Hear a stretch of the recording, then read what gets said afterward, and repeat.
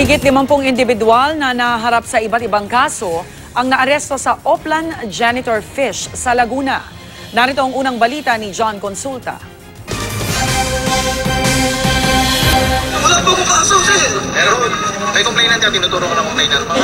Sir, nanahimik po. Kalalaga ko lang po, sir. Todo palag si Roberto Osuna nang arestuin ng pulis Santa Cruz, Laguna sa terminal ng tricycle kung saan siya pumipila. Si Osuna naharap pala sa reklamong physical injury.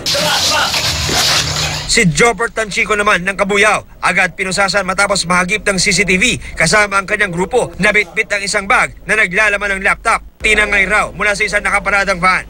Ilan lang sila sa 53 inaresto sa operasyong binansagang Project Janitor Fish, ang 2 araw na simultaneous operation ng iba't ibang police station sa Laguna. Ang characteristics itong janitor fish, pag ilagay mo ito sa aquarium, siya ang naglilinis.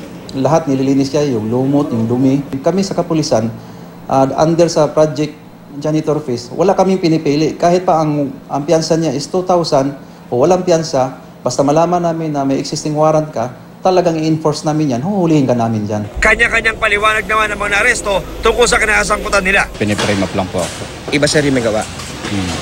Ikaw lang yung dilidiin.